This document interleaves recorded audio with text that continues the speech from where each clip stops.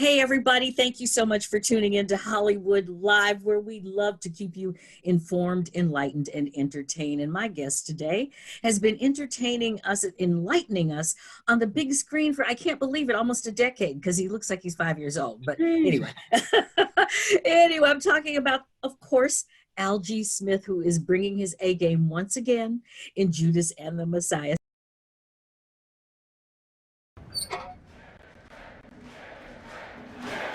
I am proud to introduce Deputy Chairman Fred Hampton of the Illinois Black Panther Party. Say hello, Algee. How are you? How you doing, Miss Tanya? Thank you so much for the introduction. Oh, absolutely. You know, the last time I actually saw you, I think other than maybe on a red carpet, was for the junket Detroit. Yes. Which was, remember, we were at some hotel over here in LA. I do remember that. I know. Well, you just keep it going on. I mean, my goodness, one after another. But before we get into Judas and the Messiah, let's go back to earlier this summer. We know we've been in a pandemic. Everybody's having issues and difficulties. But you said that you just don't think you can do another movie that deals with police brutality and Black people after George Floyd. So tell me a little bit about your feelings and what kind of sacrifices you made to play these roles. Yeah, of course. Traveling back to that time, that moment in time, which was last year, I believe summertime or around that time, I'm not sure exactly when it was. But I had the winter before that, I had just previously wrapped up on Judas and the Black Messiah. And so going into that, seeing the death of George Floyd, seeing the death of Breonna Taylor, seeing the death of so many others, it kind of just made me kind of sick to my stomach, the fact that we're so numb to it and that we can be so desensitized to it. I didn't want to continue to play a part in us seeing that. I didn't want to continue to play a part in people seeing a young Black man shot down by the police. I feel like I've done it. Me personally, I've done the roles where I get brutalized by the police and get shot down as a young Black teenager and the hate you give.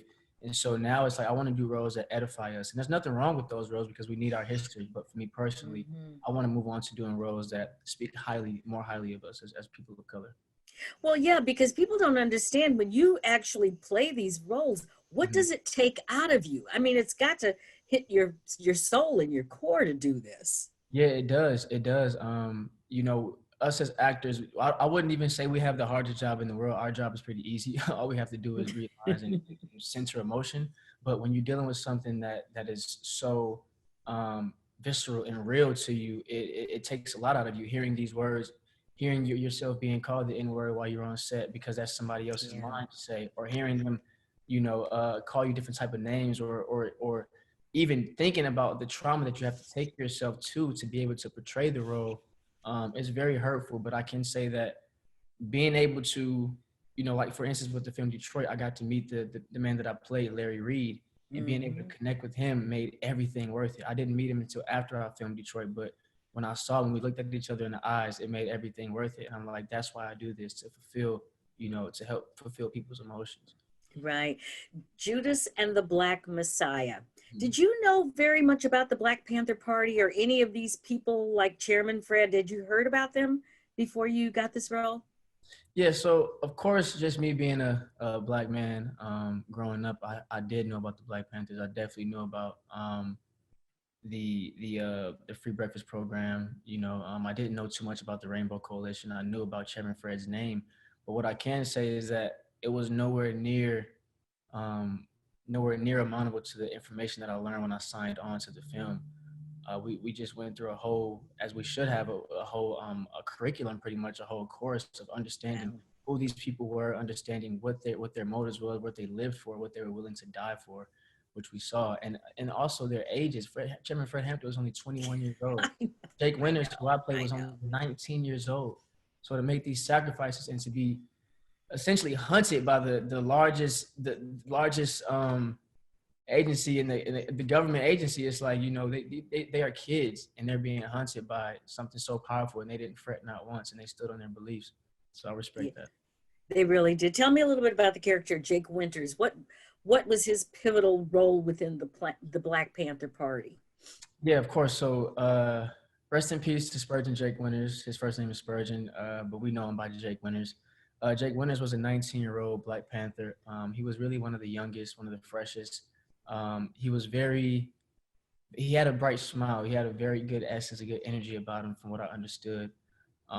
He knew firearms really well. He wasn't really into having to use them if he didn't have to, but his family made sure that he knew his way around it. Being that the times were heightened and everything that was going on, I respect that.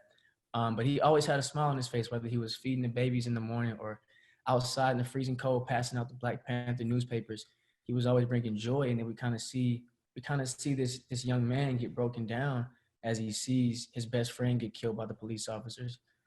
He sees his headquarters get blown up, in the film. That's something that they wake up every day and strive for. It's just getting ripped apart from them. So we see the character arc.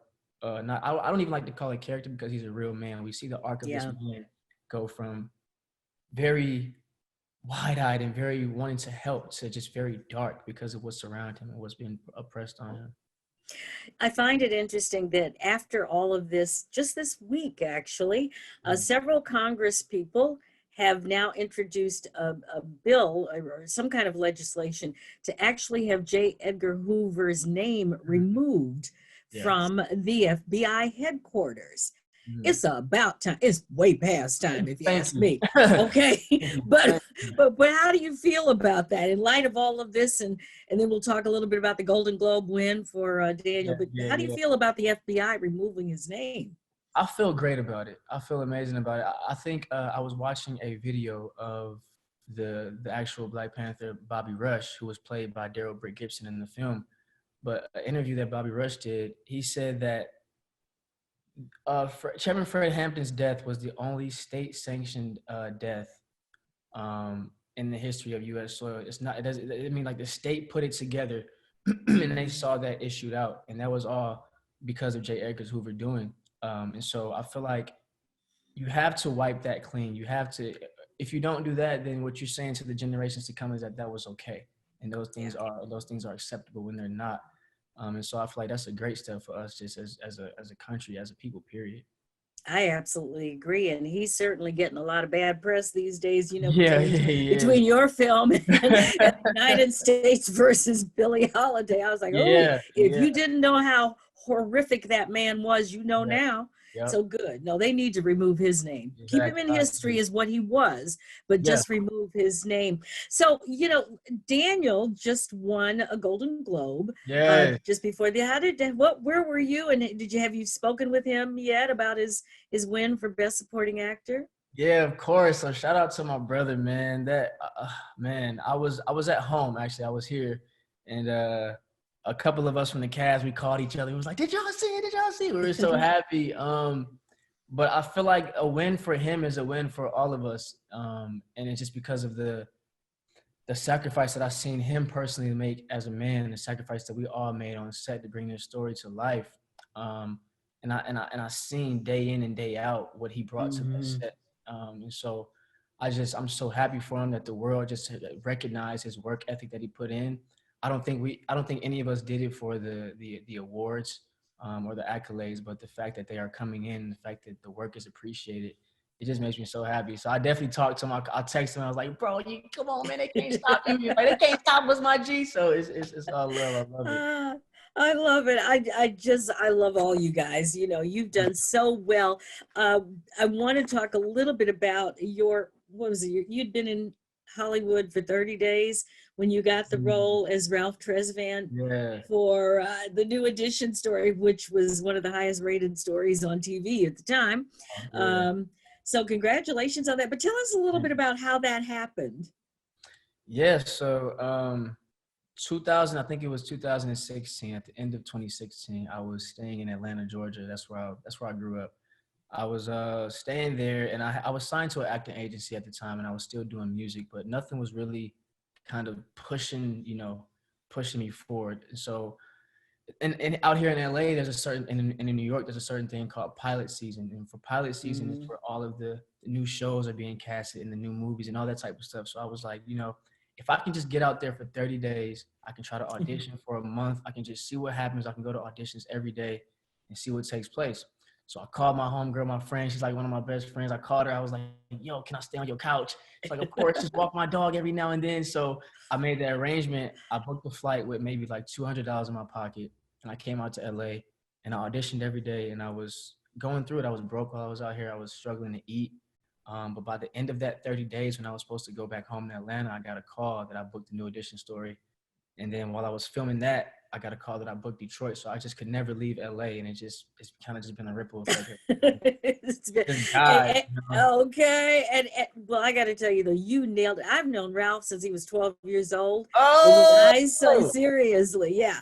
But when I saw you playing him, I was like, oh he my got goodness. it. I just got goosebumps. That's crazy. Yeah, he got it. I mean, That's you crazy. Wow. nailed him. And Thank it you. doesn't hurt that you sing really well. Right, So right. Just a little bit. It helps a little bit. that had something to do with it, Yeah, I agree. maybe. So as we look forward, there's so much energy around being Black in America right now, and actually the reckoning that white America has to go through, because they got to go through this reckoning, Yeah. and they hopefully will come out on the other side, because we're gonna be all right. Right, But right. but anyway, what would you say? You've done a couple of panels about kind of the status of Black men in Hollywood today. What is the status of Black men in Hollywood? Great question. I think the status, first I'll go into Black men, then I'll go into people of color in general, Black women and people of color in general. I think the status of Black men in Hollywood right now is a beautiful one. I think we see a lot of us stepping into roles and new lights that we haven't seen before. A lot of us taking charge on the business side and being involved in the production of things and the directing of things, the writing of things. And so the door is opening up. I feel like it's becoming a time where Black men are being portrayed as the leaders that they are, as the strong men that they are. Mm-hmm. And I feel like those stories are very important. Also with Black women, we see a lot of our beautiful Black queens just out here. There was a post the other day that somebody posted just about the young and up and coming Black queens. And I was just like, we're in great hands after I saw that post. I'm just like, you look at Yara Shahidi, you look at Marsha Martin, so many more, Lupita, it's just so many more. So I feel like just for people in color, people of color in general, it's becoming such a wave of content that helps elevate and that helps edify us as a people. Yeah, I think so many stories, even like the Black Panther. I mean, Black Panthers have been in history, obviously, since the 60s, but people didn't really know any true stories about them. Right. And so it's so important for us to tell our own stories. What are you up to next? I mean, I can really kind of see you getting into the producing aspect. Is that kind of where you're going as well? Producing or directing? Yes, ma'am, of course. So I want to do everything. I want to produce, I want to write, I want to direct, continue acting. I feel like my main goal is to simultaneously have #1 film projects, #1 TV projects, at the same time have #1 songs, #1 albums out for however many years I want to do that. And I've seen it done before by certain people I look up to, but I ain't seen it done the way I want to do it. So I'm on a mission to do it. But I feel like as far as one thing that's been in my head lately that I really need to sit down and kind of put the pen to, I have already been working on it, but I want to do a story about Garrett Morgan. And Garrett Morgan is the man who invented the stoplight that we know. He's also the man who invented gas masks. And his story is just incredible. So that's a start in my writing and producing journey. So I'm working on that right now. Oh, excellent. See, that's what I'm saying. There's so many stories like that in our history. So I mean, where we really did create and help build this country in such a unique way, and people talk about Black excellence as though it is a big deal, but you know what? We've always had Black excellence. It just, I don't know why people are so excited about, oh, there's Black excellence. Yeah. You know what I think it's been so, not to cut you off, I'm sorry. No, go ahead. I think it's been so, it hasn't been accepted by, I wouldn't even say accepted. It just hasn't been so seen, for a lot of times we've just been put in a place to where we get boxed in. Like, okay, you as a Black person, you play that role, or you sing this song, or you do that.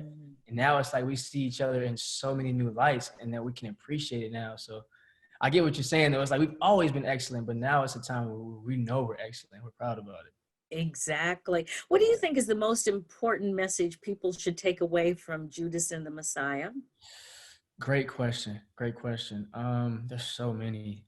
Um, I think the most important message I would want people to take away from Judas and the Black Messiah is one, we talked about the age earlier. I would say one that you're never too young to unify and to make waves for change that you want to see. Like I said, we seen Chairman Fred Hampton was 21 years old. They called the Black Panthers the greatest threat to national security. At 21 years old, at 19 years old, Jake Winters, because they were organized, they were mobilized, they were doing things that together within unity for the bigger purpose of the people. I would say that's one. Also, one, there's power in numbers, there's power in people, and the idea of being on one accord and going after one thing. Um, what else is it? There's so many. I'm just trying to think back, and so many messages. I would say also, I don't want people to look at Jake Winters as acting as a Black Panther in the moment that he did what he did. For those of you who haven't seen the film, I would say Jake Winters was acting upon the oppression that he felt as a young Black teenager in America that was felt nationwide. And Jake Winters didn't want to run anymore because he figured that if he would continue running, that it would never stop. He was going to have to keep running. So he said, I'm just going to fight back. And so I think taking a stance, finding your way to be revolutionary, taking a stance, it doesn't have to be, out on the ground, boots like they were, but wherever you are, wherever field that you work in, whatever, wherever you are, find your way to be revolutionary. Do you think that this movie has changed the way you may do music? Because I'm hoping you got some new music coming out because I love your stuff. Yeah. I think it has sparked a passion, a deeper passion to be able to talk about things that are more important. I feel like I'll always love R&B and singing to the women, of course, and the ladies, but there has to be some type of message within the art as well. And so I'm really big on that. I'm really big on when I pass on and when I leave this earth, I want to make sure that the things I left behind can be able to be useful for generations to come. And so I definitely feel like there has to be message in the music, and there's definitely music coming soon. Yes. Oh, good. Well, now we're almost, I'm hoping, coming close to the end of the pandemic. Well, we may not be, but I'm just I'm hopeful. So during this, everybody's had these whole, relationship, either good stuff or bad stuff. If your relationships with the ladies and or your special person, whoever that might be, how did that work out during the pandemic?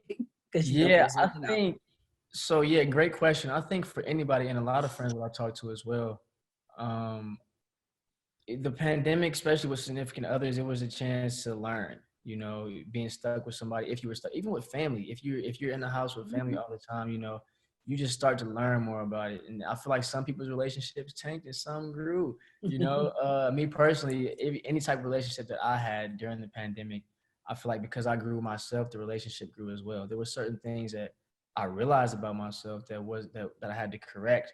But it took that, it took that going through that season for me to realize that, and ultimately that made the relationship better. What was the one correction that you made that you think is the most important? Sometimes I'm very selfish, and sometimes I just, I think about I think about myself before I, think about others, but not in a bad way. But it's just like, you have to protect yourself, but it has to be a healthy balance. You got to consider someone else's feelings within everything, and so I think that's one thing. That's pretty good. If we could all do that, we would all be better people every day. That's some good advice. Well, listen, Algee, we love you. We appreciate you. You represent us so well in everything you've done, and you're just getting started. Thank you, Tanya. I appreciate you. Well, good to see you. Tell everybody in the family hello. And what will we see you in next? Anything you got coming up right away? So right away, well, I was just blessed enough to be in a project executive produced by Will Smith called Amend, and that goes into the 14th Amendment. So that's really cool. Check that out on Netflix. Also, I have another film coming out with Miramax called Mother Android, and that features Chloe Moretz. and it's directed by Matt Tomlin, who's the director of the new Batman film as well. So that's pretty cool. And that story just kind of follows myself and Chloe. We're love interests, and she's 9 months pregnant, and we're trying to escape artificial intelligence and get overseas to have our baby safely. So it's a journey that we go through, which is pretty cool. And then also just writing and directing more music. I'm going back to Euphoria soon on HBO, so you can catch me on there. Just kind of staying in it. Well, honey, you working. Talk about a black man working. That would be Algee Smith. Algee, thank you so much. Come back and join us anytime, okay? Thank y'all. I appreciate you, Ms. Tanya. Take care. Okay. Right. And for everybody else out there, we appreciate and love you. Algee, thank you so much. We love to enlighten. Thank y'all. I appreciate